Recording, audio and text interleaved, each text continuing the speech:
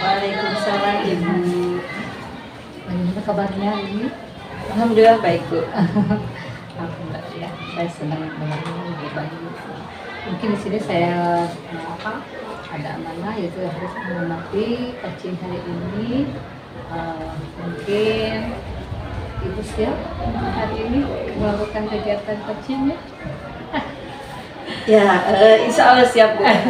Terima kasih Ibu sudah mau bersedia untuk menjadi pengamat dalam proses coaching saya hari ini Bu. Mungkin di sini harus ketahui sama positif ya, yang harus diamati itu yaitu tentang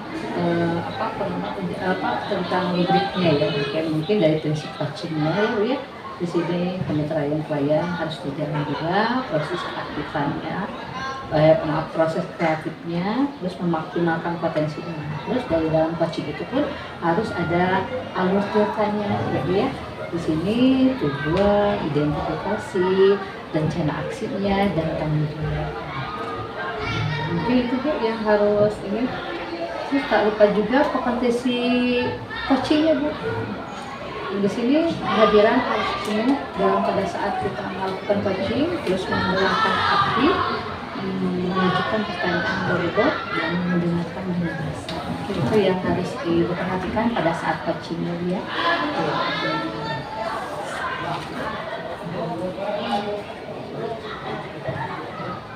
Di sini Bu, saya ingin sebelum melakukan coaching, saya ingin maksudnya peran saya sebagai pengamat di sini, apa yang mungkin Ibu harus kembangkan, yang saya bantu untuk mengembangkan kompetensi yang mana gitu di sini.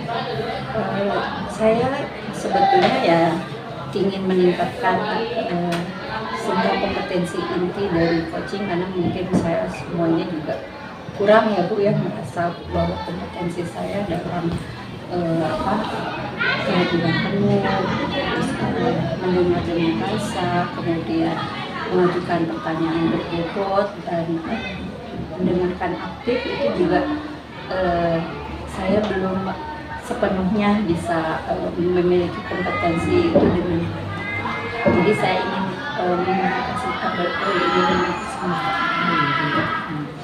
Terus mungkin Ibu di sini yang ingin saya amati itu yang di bagian mananya mungkin? Untuk saat ini, karena mungkin kalau untuk mengejar semua kompetensi mungkin saya akan kesulitan, tapi untuk proses coaching hari ini saya akan mencoba untuk mengembangkan kompetensi mendengarkan aktif dan mendengarkan dengan kasar. Itu mungkin Bu. Nah, jadi Ibu yang harus saya amati itu adalah di sini itu mendengar aktifnya ya, bersama dengan mendengarkan manusia. Di sini bagaimana Ibu sendiri mungkin terhadap apa yang akan dikembangkan saat ini? Itu saya juga ingin mengembangkan bagaimana menyampaikan pertanyaan berbobot gitu ya Bu ya.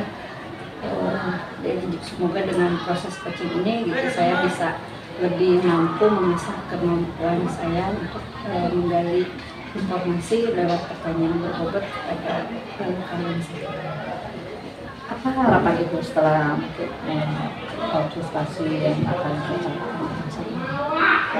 Saya berharap setelah proses ini saya bisa menjadi coach yang baik gitu ya, lebih memahami, lebih menguasai prinsip coaching sehingga nanti saya kedepannya bisa lebih baik lagi dalam membantu klien-klien saya.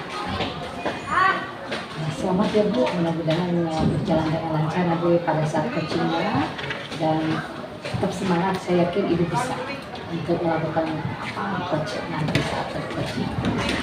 Terima kasih Ibu sudah bersedia untuk membantu saya mengikuti proses coaching. Itulah positif. Assalamualaikum Pak Inan, selamat siang. Waalaikumsalam Bu Siti. Apa kabar hari ini? Alhamdulillah sehat Bu Siti. Ya seperti biasa nih Bu Siti, kalau badan mah sehat, tapi ya saat ini suka galau, dimana akhir-akhir ini saya itu merasa ada emosional gitu, ada emosional diri yang sering muncul gitu, atau dalam arti saya tingkat kesabarannya tuh menurun. Nah dari sana mah ya masih bisa melakukan hal ini, tapi saya merasa terganggu. Ya, gimana nih kabarnya Bu Siti? Alhamdulillah saya juga baik. Nah, kebetulan ya Pak Inan kan kontak saya ya, jadi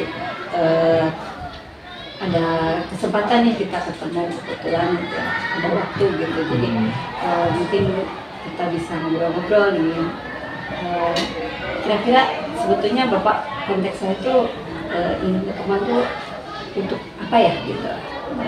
Ya, seperti yang saya sampaikan tadi kan, di sekolah itu sekarang ya kesabaran lagi menurun, tingkat emosional negatif ini meningkat. Nah saya tuh pengen gitu ada tempat untuk ngobrol, untuk sharing, mau minta pendapat ya. Salah satunya saya kontak, aduh ini ingat sama Bu Siti, makanya saya kontak ke Ibu Siti. Dalam arti saya tuh berharap dari pertemuan, dari obrolan kita ini, saya berharap nanti saya dapat mengelola emosi saya lebih baik lagi, terutama dalam emosional negatif ini. Nah seperti yang saya sampaikan, karena saya itu gampang marah gitu, bagaimana nanti saya lebih rileks gitu dalam menghadapi keadaan, tidak harus terpicu kemarahan, lebih sabar seperti itu. Jadi Bapak berharap setelah pertemuan ini Bapak akan bisa lebih sabar gitu ya Pak ya. Oke, mudah-mudahan apa yang diharapkan bisa tercapai ya dengan pertemuan ini. Nah, tapi kalau boleh saya tahu gitu ya Pak, kenapa sih Bapak ingin sekali gitu ya memahami tentang emosi diri Bapak sendiri gitu? Apakah betul-betul merasa terganggu dengan pengelolaan emosi Bapak atau gimana ini? Coba. Ya, tadi Ibu, terkadang karena ada emosional ini gitu, emosional negatif, tingkat kesabaran yang tipis, kadang-kadang ada satu kesalahan siswa yang menurut saya tadinya semestinya tidak seharusnya gitu, saya harus marah ke siswa atau ke rekan-rekan sejawat gitu.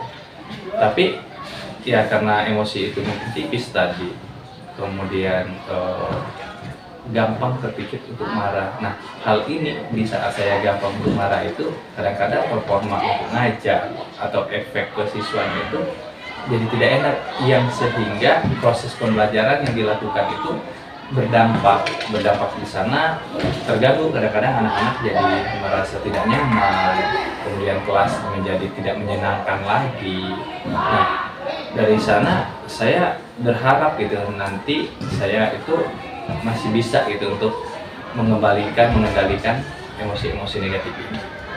Oke, jadi kalau boleh saya simpulkan, jadi Bapak merasa bahwa masalah pengelolaan emosi ini sudah berdampak pada proses pembelajaran Bapak di kelas dan mempengaruhi anak-anak, begitu Bapak ya? Betul. Nah, jadi menurut Bapak sebetulnya akar dari masalahnya itu apa gitu? Kenapa Bapak merasa kesulitan dalam pengelolaan emosi ini? Mungkin Bapak tahu gitu? Kayaknya kalau saya lihat akar permasalahan dari kenapa saya lebih gampang emosi saat ini gitu kan, mungkin dari jumlah amanah dan pekerjaan. Jadi kan kalau saya lihat sekarang itu di akhir-akhir ini pekerjaan sangat menumpuk, apalagi barusan menjelang 17 Agustus itu banyak amanah-amanah yang harus dijalani, terutama ya rutinitas kita kan sebagai guru harus ngajar, kemudian sebagai wakasek kesiswaan harus menyiapin kegiatan-kegiatan anak, kemudian harus mengontrol ya biasa kenakalan-kenakalan anak gitu kan. Di sisi lain juga di luar sekolah saya harus aktif di MGMP, di PGRI. Nah, kesibukan ini kadang-kadang mengeluarkan tingkat kefokusan saya, tingkat kefokusan. Nah, tingkat kefokusan saya ini berkurang sehingga mengerjakan sesuatu itu sepertinya jadi beban gitu. Nah, di saat beban ini muncul, kadang-kadang dengan jumlahnya yang intensnya terlalu tinggi itu gampang munculnya kecapean. Nah kecapean inilah kadang-kadang kan seolah-olah saya tuh baru sadar gitu bahwa saya marah sama anak itu setelahnya gitu. Pas saat ini pokoknya kalau lagi capek ada gangguan-gangguan itu langsung meluapin emosi. Nah seperti itu marah-marah ke anak. Salahnya contoh yang kemarin Bu, Saya kan rencana mau ngajar, tadinya mau ngajar di kelas, tapi posisi saya kan baru pulang dari kecamatan gitu kan untuk melakukan kegiatan di kecamatan. Pas pulang lagi panas-panas, niatnya mau ngajar, pas saya masuk kelas, anak-anak lagi main. Untuk dituntut diajak main, mereka kayak sulit gitu. Nah, saya merasa saya kayak nggak dipahami oleh siswa, itu terpicut gitu, marah. Padahal semestinya saya nggak harus marah gitu. Nah, seperti itu yang saya rasa. Oke. Jadi Bapak marah ketika mungkin salah satunya karena tadi kelelahan gitu ya. Betul. Jika dibuat skala seberapa kurang atau seberapa skala pengelolaan emosi Bapak itu di level berapa sih ketika kondisi-kondisi seperti itu? Kalau diperhatikan seandainya kita menganggapnya kesabaran itu harus full gitu, mungkin kalau pakai full itu di 10, mungkin tingkat kesabaran saya atau emosional negatif saya itu sekarang itu ada di 6,5. Jadi lebih gampang untuk terpancing. 6,5 ya? Iya. Jadi Bapak menganggap nilai Bapak segitu ya? Indikatornya Bapak menilai segitu? Indikatornya lebih ke seperti keintenan kemarahan ya.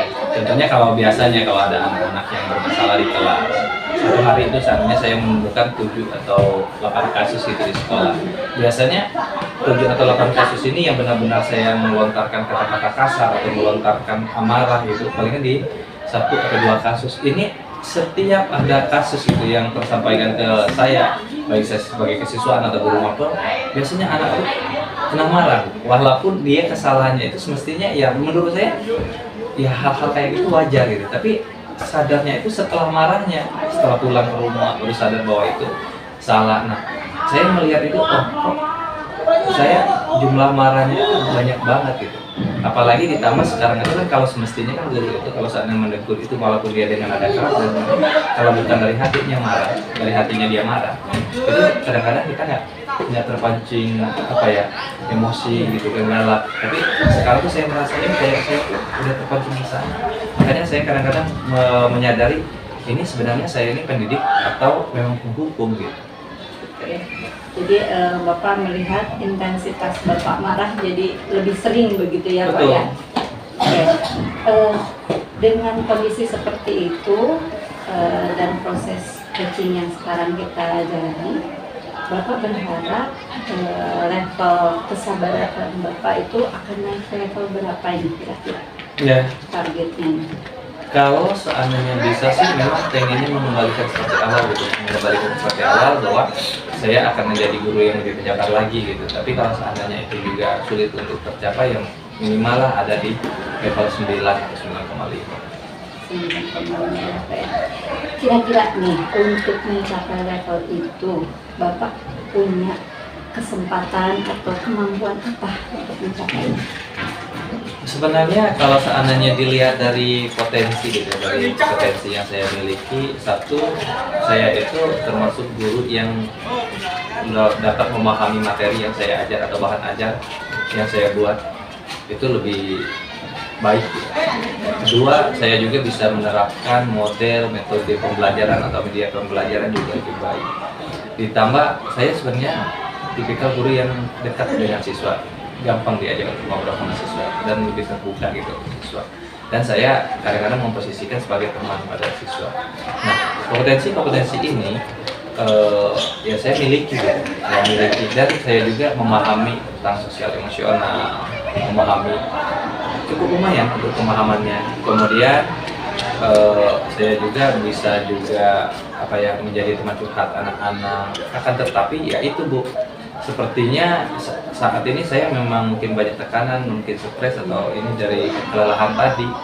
Nah, kemampuan yang saya miliki ini kadang-kadang tertutup oleh mungkin kelelahan tadi. Jadi akhirnya kayak kemampuan kompetensi sosial emosional itu cuma sekedar teori. Maksudnya di praktikumnya saya marah. Tadi setelah saya pulang saya sadar bahwa itu salah gitu. Saya salah. Nah, dengan hal ini saya merasa sebenarnya ini adalah potensi saya bisa memahami anak, tapi untuk praktikumnya aja ya maksudnya. Berarti Bapak sebenarnya sudah tahu ya, Bapak punya kemampuan untuk pengelolaan emosi dengan kesadaran sosial emosional Bapak. Namun kemudian Bapak merasa bahwa ini terhalang dengan tingkat kesabaran yang menurun gitu ya. Betul. Oke, nah kalau sudah kemudian Bapak berhasil menaikkan level kesabaran Bapak itu tinggi ya, kira-kira nih kondisi apa yang Bapak harapkan? Kondisi yang paling saya harapkan itu ya saya mungkin bisa lebih sabar untuk ke siswa gitu kan, terutama ke siswa, juga ke rekan-rekan guru teman sejawat gitu kan. Saya mungkin lebih sabar, lebih bisa memahami mereka, lebih bisa berempati kepada mereka gitu. Saya tidak harus melihat bahwa dari sudut pandang saya sendiri, sehingga saya dapat memahami sosial dan emosional diri saya juga bisa terkendali. Seperti yang diharapkan. Kondisi itu yang diharapkan ya, bahwa sadar sosial emosional Bapak lebih terkendali gitu ya. Betul sekali. Ya. Kira-kira nih bagaimana Bapak mewujudkan? Mungkin yang paling awal yang muncul dari keadaan sekarang ya saya mulainya secara pribadi gitu. Mulai secara pribadi seperti saya mungkin mengambil waktu sejenak untuk diri saya ke depan ini untuk beristirahat gitu, beristirahat atau mencari liburan bersama keluarga dulu. Kemudian kedua, saya akan mengurangi dulu amanah-amanah yang banyak ini untuk mengurangkan intensitas kegiatan, untuk mengontrol diri biar tidak terlalu capek sehingga emosional juga bisa turun gitu kan. Kemudian yang keempat mungkin juga saya akan melakukan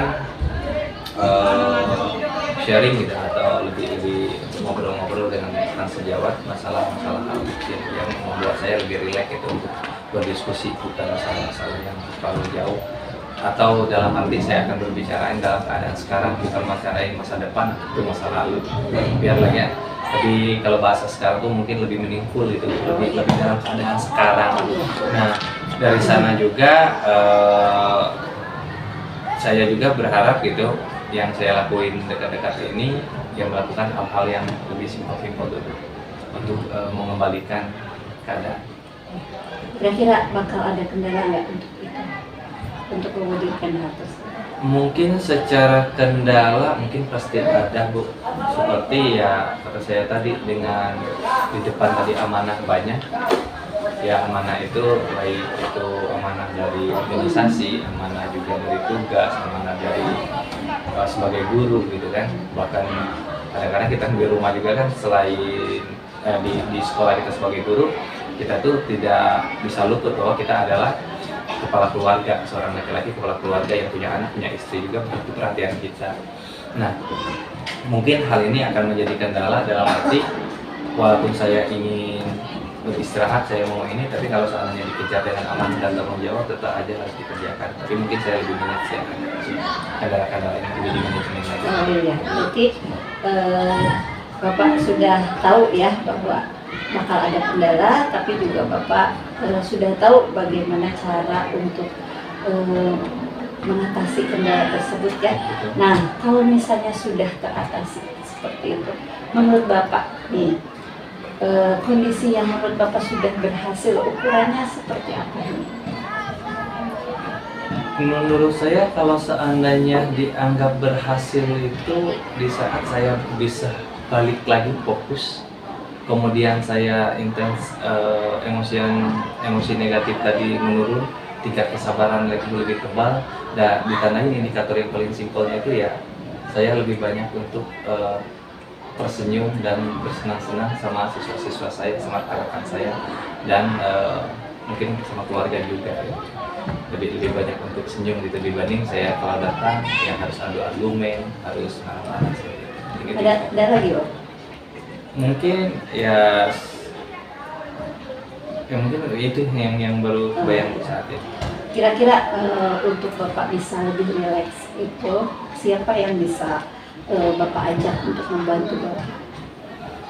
Untuk ya, kalau untuk saat ini, kalau orang lain selain saya sendiri mungkin lebih ke keluarga sih Bu. Karena balik-balik lagi kadang-kadang salah satu tempat ternyaman untuk pulang ya kita selalu bilangnya ya keluarga gitu. Mungkin saya akan lebih banyak untuk main sama anak-anak saya akan banyak untuk ngajakin mereka jalan-jalan, dalam arti sebenarnya mengajak mereka jalan-jalan mereka akan senang, tapi satu sisi sebenarnya sayalah yang sedang dihibur sama mereka.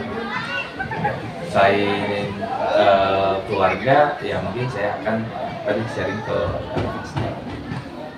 Kira-kira kapan Bapak bisa memulai untuk melaksanakan rencana Bapak tersebut?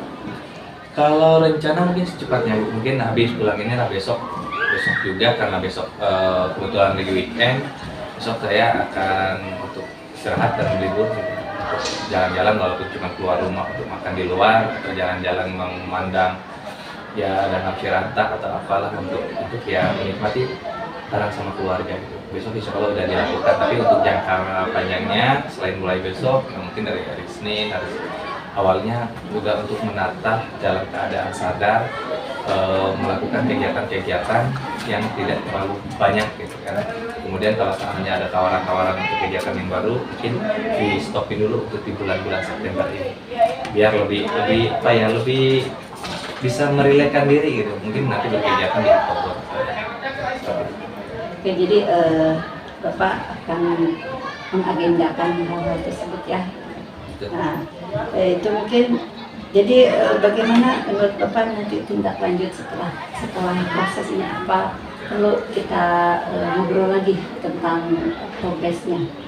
Mungkin saya masih butuh sama Ibu sekitar ya 14 hari lagi, mungkin saya akan kontak, mungkin kita bisa janjian lagi. Saya akan bercerita lagi apa yang sudah saya dapatkan, apakah ini bisa menjadi lebih baik gitu kan. Saya berharap ya memang benar-benar bisa jadi lebih baik gitu. Nanti insya Allah lah di 14 hari ke depan saya akan hubungin Ibu lagi untuk kita ngobrol lagi.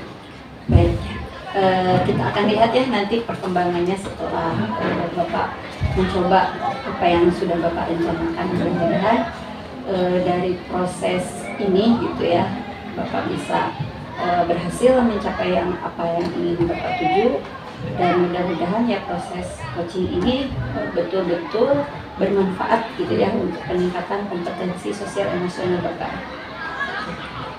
Mungkin itu saja untuk mohon maaf ya Bapak ya karena kita keterbatasan waktu dan ada banyak hal yang harus kita tunaikan lagi ya. Mungkin saya tidak bisa berlama-lama dengan Bapak. Terima kasih Bapak sudah mengontak saya berbagi tentang apa yang Bapak alami gitu. Mudah-mudahan sesi ini membantu Bapak. Terima kasih Ibu, saya juga terima kasih Ibu sudah mau mendengarin dulu kesah saya. Semoga ini bisa saya tindak lanjuti lebih dalam dan menjadi solusi bagi saya. Terima kasih Bu ya. Assalamualaikum warahmatullahi wabarakatuh. Waalaikumsalam. Selamat Ibu sudah melakukan coaching tadi ya, luar biasa. Tadi Ibu melakukannya dengan baik sekali. Di sini setelah Ibu melakukan coaching, bagaimana mungkin menurut sendiri perkembangan tadi pada saat ini? Saya merasa tadi masih banyak kekurangannya Bu, jadi sebetulnya saya juga agak kurang ini gitu ya, kurang percaya diri dengan hasilnya gitu, karena saya sadar masih banyak kurangnya. Kenapa Ibu menilai demikian? Karena saya merasa dari kompetensi yang ingin saya kembangkan di awal itu belum sepenuhnya terpenuhi, belum sesuai yang saya harapkan. Jadi saya menyampaikan pendapat saya tentang tadi coaching tadi. Boleh sekali Bu, saya dengan senang hati. Mohon maaf sebelumnya ya, di sini saya menikmati tadi pada saat melakukan coaching, saya mengerti dari mulai menjelaskan apa dari rangkaian dari prinsip coachingnya sudah bagus, sisi itu tadi tidak ada di sini. Terus di sini kompetensi coachingnya juga sudah Ibu lakukan apa mendengarkan aktif, mengajukan pertanyaan tersebut, terus mendengarkan. Jadi di sini coaching dan lebih nyaman gitu. Tadi pada saat melakukan coaching itu luar biasa. Mungkin itu yang saya amati tadi pada saat ini. Mungkin Ibu harus di sini lebih apa? Lebih ditingkatkan lagi ini di sini pada saat mengajukan pertanyaan berbobotnya. Akan saya coba nanti lebih banyak meningkatkan kemampuan mengajukan pertanyaan berbobot. Saya lihat itu udah bagus tadi sampai coba coachingnya, merespon coachingnya itu itu luar biasa. Jadi aktifnya, nah rasa yang tadi kayak bilang kekurangannya dari situ ya, tapi saya perhatikan itu sudah bagus melakukan. Saya tadi mengamati pada saat coaching ibu melakukan, saya sudah standar, sudah bagus. Bagaimana pendapat ibu? Saya senang Bu, karena ya dibilang bagus gitu, padahal saya sendiri ya itu tadi saya kurang percaya diri karena merasa banyak yang belum maksimal gitu, sebanyak itu. Jadi saya senang sekali gitu mendapatkan. Terima kasih pujiannya Bu. Di sini mungkin ya tadi kalau ibu melakukan coaching tadi luar biasa sekali ya, masih apa yang bisa dikembangkan bisa pada saat mengamati melakukan coaching ini sudah sesuai dengan begitu. Saya tahu tadi perhatikan sudah sesuai dengan begitu yang sebenarnya merujuk ke standar. Mungkin bagaimana pendekatan Saya senang bisa sesuai standar gitu. Namun yang mungkin saya berharap kemampuan saya bisa lebih meningkat lagi. Bagaimana nanti tindak lanjut setelah Ibu melakukan coaching? Mungkin saya akan mulai sering berlatih sepertinya Bu ya, karena mungkin ini harus sering dilaksanakan supaya tadi ya kemampuannya semakin meningkat.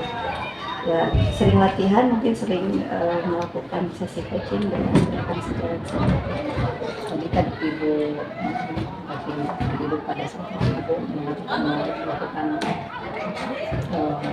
berlatih kembali ya, coaching menggunakan sejauh yang saya lihat di sini mungkin Ibu akan melakukan peningkatan lebih performa yang tadi mungkin lebih baik lagi ke depannya. Iya, saya ingin bisa lebih hadir ya, lebih fokus coaching saya.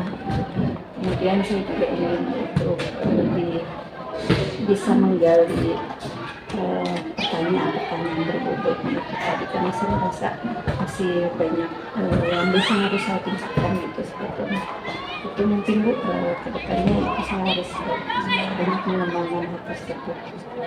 Ya, saya sekali lihat insya Allah nanti saya akan sampaikan hasil pengamatan hari ini mungkin ya dari coaching di seperti akademik ini Bu.